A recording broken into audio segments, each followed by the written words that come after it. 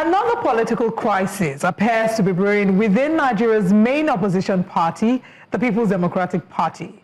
The November National Convention scheduled for Ibadan is meant to be a turning point for the PDP, but instead of unity, we're seeing deepening cracks, especially between two heavyweights, Nyesom and Seyi Makinde.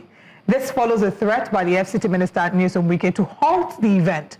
Wike's opposition to the convention is believed to be the result of his rift with his erstwhile ally, Governor Seyi Makinde of Oyo State, and other unresolved issues in the party. Ahead of the elective convention slated for November 16th on Monday, the PDP has, however, no, not Monday, in a few months, he has, however, issued a stern warning to the minister over his moves against the party's plans. PDP National Publicity Secretary Debo Ologunagba, in an interview with selected journalists in Abuja, cautioned that decisive action under the party's constitution will be taken against him should he continue to undermine the collective interests of the party. This morning, joining us for the discussion is the National Deputy Youth Leader of the People's Democratic Party, Honorable Timothy Osadolor. Good morning and thank you for joining us. Good morning. Thank you for having me.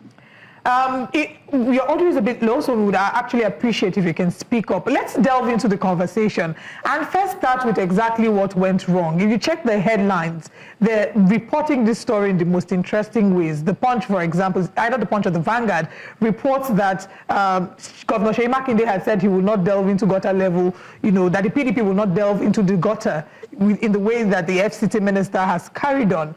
They're supposed to have a NEC meeting on Monday, and it feels like what is happening in PDP is things fall apart. So what happened? How did Nyesom and Seyi Makinde, who were once allies, get to this place? Maybe you can give us some insider information. Well, there's no insider information as to how two friends became estranged or how two friends seem to have issues. Two brothers can have issues. It doesn't mean they're necessarily fighting. It doesn't mean there may be issues of principles, maybe issues of ideas, maybe issues of whatsoever. But the relationship of these two friends is not what determines the future of other Nigerians and primarily the PDP. Though they have those who were out for A and those who were out for B, but the overall interest of the PDP is to have a harmonious party. So I think the two gentlemen are the best people to know if they have issues or they don't have issues. I am not their personal friend, so I wouldn't be privileged to what they said and what they didn't say to each other. Yep. But these issues do have ways of destabilizing the entire party structure ahead of its convention and NEC meeting on Monday. The FCT minister seems to be a wheel in the spanner in the works of progress in the People's Democratic Parties. Either he has one issue with one person or the other. So it's a matter of national importance, especially for your party, or you don't see it destabilizing the party in any way?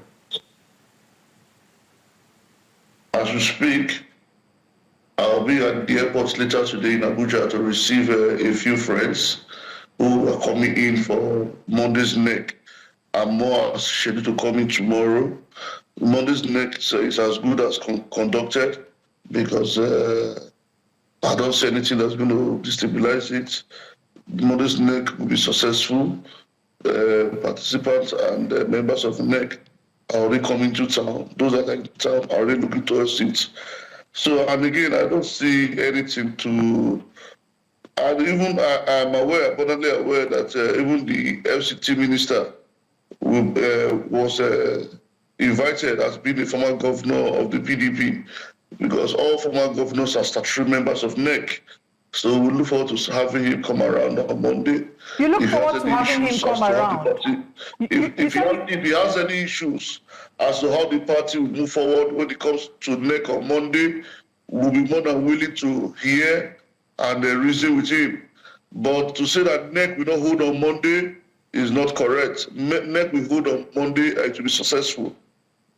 You are hosting NEC in the FCT, where it is his domain. He's in charge of the FCT. You have said just now that you welcome the Honorable Minister of the FCT as a former governor, so he automatically is a member of NEC. First of all, do you expect him to come?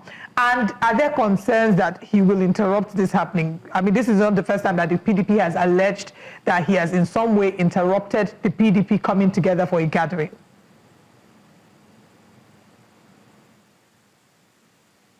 I expect him to come. He has always said he's a member of PDP.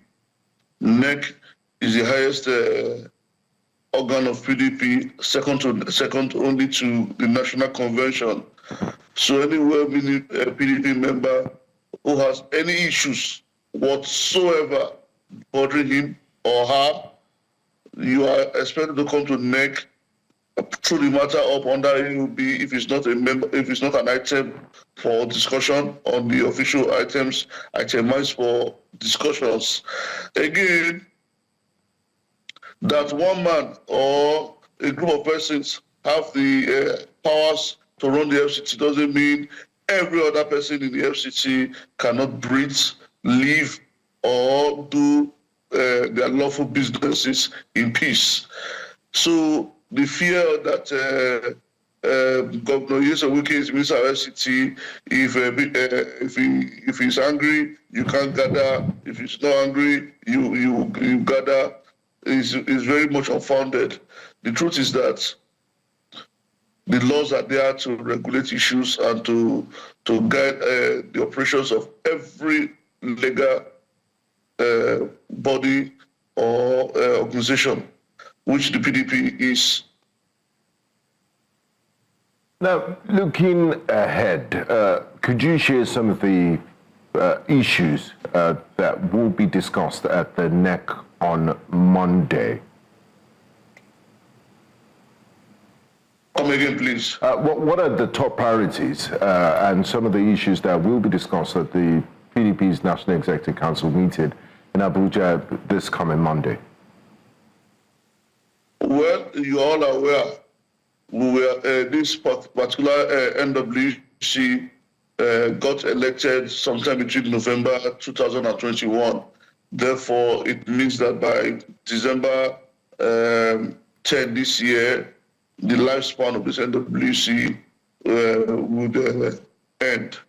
Therefore, it's only proper and in line with global best practices all over to start planning for the exit of this NWC like any organization would.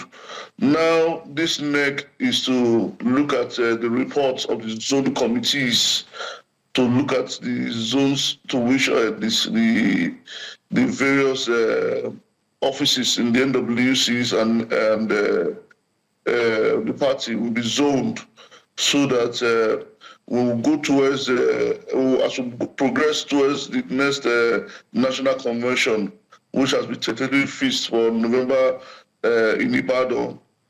We will know where and which offices each state is to produce, and each state is to expect to go and further microzone along their zonal lines so that we'll have a robust NWC representation when we go to the national convention. So this NEC is to look basically primarily at preparations towards the national convention in November. Then if other issues are to come up, the EOB will take care of it. But the front burning issue will be constitutional amendments to address some perceived constitutional lacunas that we have seen, and to agree on the zoning of the positions in the NWC. Then how to regroup and prepare for the next presidential elections.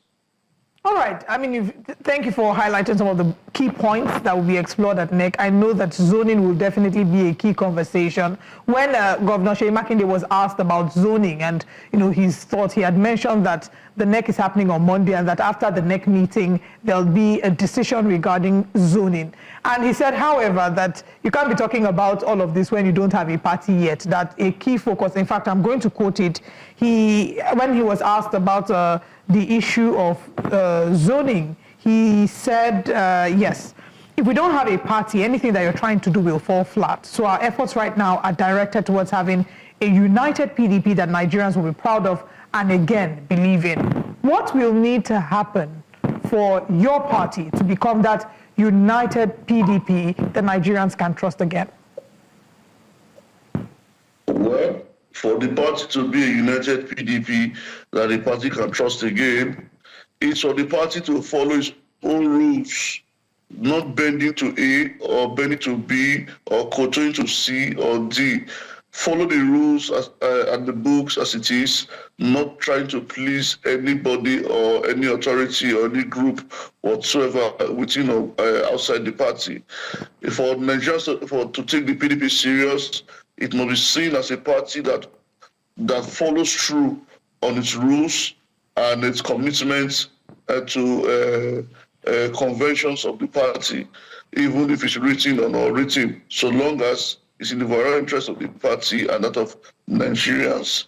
Nigerians expect the PDP as the foremost party in this country, now in opposition, to provide leadership, credible one, and not one that is besieged by internal and external crises. That cannot even do simple meetings or gatherings without litigations or rancors from the north to the south of the country, east to the west of the country. So I'm very convinced, since the build-up of the last two NEC till now, if this momentum is sustained, we'll have a successful NEC on Monday, and perhaps it overflows into a very successful convention, devoid of crisis and rancors. I'm sure Nigerians will be convinced that this PDP is ready to provide leadership, and this PDP is willing to take the mantle of leadership from these current amateurs in Aso Rock. I also want you to please speak to us about the Lagos meeting that held and the party's position regarding the Lagos meeting. I've seen different divergent views regarding this. Those who have said that the Lagos meeting is illegal and exclusionary. There are all those others who support it. But what would you say is the official position of the Lagos meeting? Of the party about the Lagos meeting? Well, I don't see, I would not start telling you I'm privileged to the A, B, C to Z of the Lagos meetings, and I don't know which of the Lagos meetings, many meetings held in Lagos. The one I'm aware of was that the zoning committee, members of the zoning committee met in Lagos, and I'm not a member of the zoning committee. That is why when we come to NEC on Monday, we expect the zoning committee to come and give us a report of what they have done in Lagos, and if they had another meeting after that one, they will come back to us on Monday and tell us what they have done. If the party is satisfied with what they have done, we will ratify it. If we are not satisfied, we will tweak it in a way that can be acceptable to us all. Then we vote to support it. Okay. But if it's not, we veto it. Now, Honorable Osadolor, the current ruling party, APC, by 2027 would have been in power for 12 years. Your party, the People's Democratic Party, held sway for 16 years before the APC swept it off power after forming a coalition. My question to you is, do you have any insights on whether your party, the People's Democratic Party, is open to joining a coalition to defeat the current APC in 2027? And if your answer is no, how do you plan to do that at the ballot without a coalition? Or is it one of those things that will be discussed at the NEC on Monday? Well, I will not preempt Monday's NEC because the items lined up for discussions have not been circulated. And also, even if the items are circulated, you can't tell what people will raise up during the AOB sections. But what I can tell you from the last positions of the party is that we are not against any party working with the PDP. We are not against any party joining the PDP in the fight to rescue Nigeria from the APC and rebuild Nigeria. What we are not going to do is to go and collapse into any of these new mushroom political parties. So in the name of alliances, we are not against any alliances in whatever form. But what we are saying is this: any alliance without PDP on the table as the leader, we will not subject ourselves to any mushroom platform. That is what we have said, and that is where we still stand. But we are ready to welcome collaborations with any individual, with any group, and with any party that is genuinely interested in not only kicking out this APC-led federal government, but in providing leadership for the overall best interest of Nigerian people. All right. As we look forward to the Ibadan convention, is there any plan? Do you 100% believe that the convention will work out? And I know that oftentimes we say here that we believe and we have hope, but like we say, hope is not a strategy. So if the Ibadan convention collapses under factional pressure, what's the contingency plan for the party? There's nothing, I repeat, nothing to show or that has shown that the Ibadan convention will not hold. The Ibadan convention will hold, and it will hold successfully, because there's just no other way to it. There's nothing stopping it. The organs of the party that are saddled with the responsibility of marshalling out the timetable for this transition of this NWC have met and have agreed. And again, the alternative would have been someone going to court to do litigations and all of that. But we saw the Supreme Court pronouncement in the Abure case and that of the National Secretary of the PDP, where the Supreme Court earlier this year again re-emphasized that internal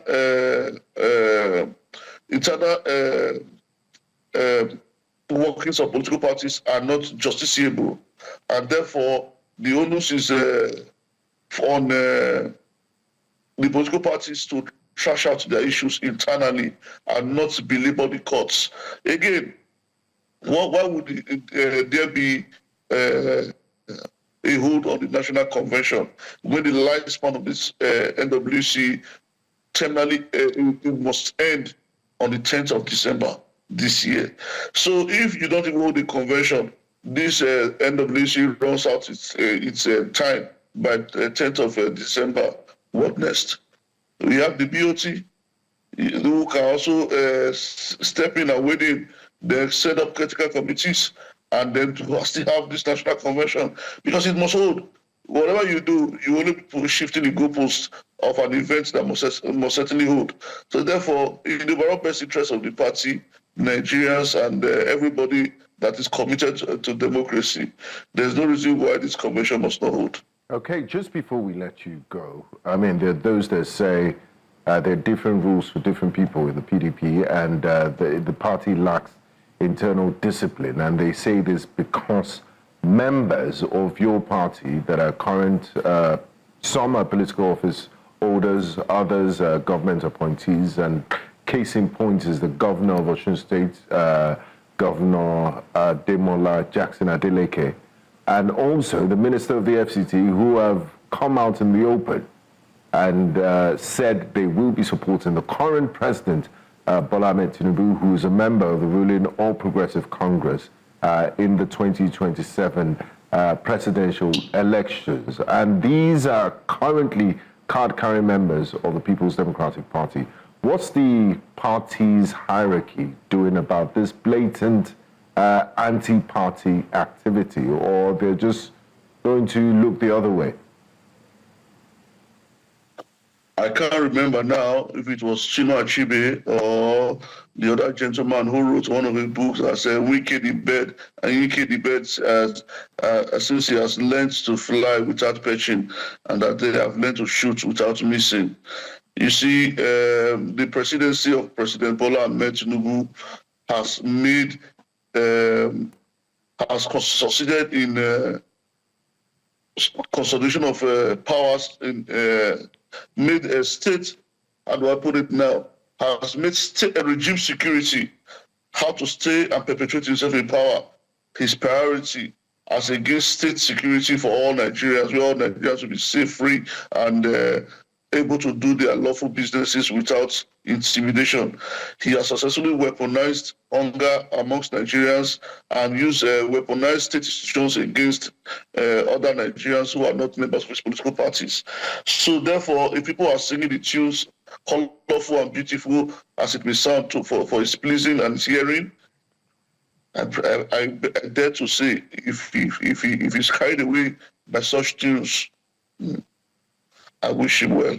But he knows better that the tunes he's hearing are what he wants to hear, and not what will happen come 2027.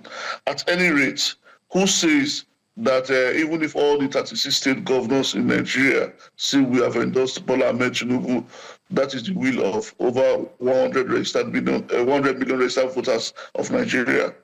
So we saw the last national elections, 25 governors endorsed Tinubu. End of the day, despite all the panel beating of the results and votes, 13 states was all he got after 25 governors endorsed him. Despite all the INEC panel beating and I don't know is the word manipulating, I don't know. But allegedly, that's what they said happened. But we all know better in this country what truly happened. So you should not be carried away by the swan songs that people are singing, hallelujah, dance man that are carrying around the country for him. It is what he wants to hear, and it's what he's paying for. So if he's paying for to be hearing hallelujah songs, and Governor Adeleke who wants to sing that for him, or any governor wants to sing that for him, that is what Tinubu wants to hear. But is that what they want to do? No.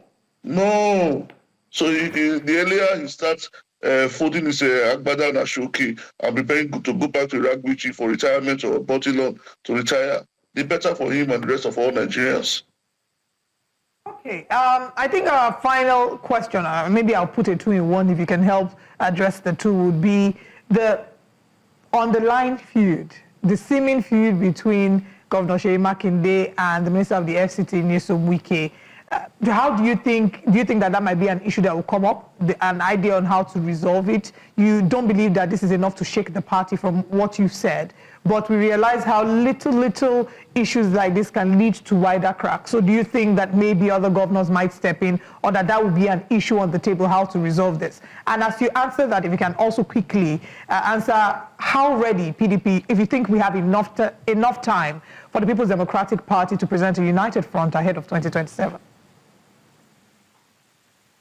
For me, I would not even suggest or advise any governor or anybody in this country, if truly that there's an issue between former Governor Wike and Governor Seyi Makinde, because they are very good friends.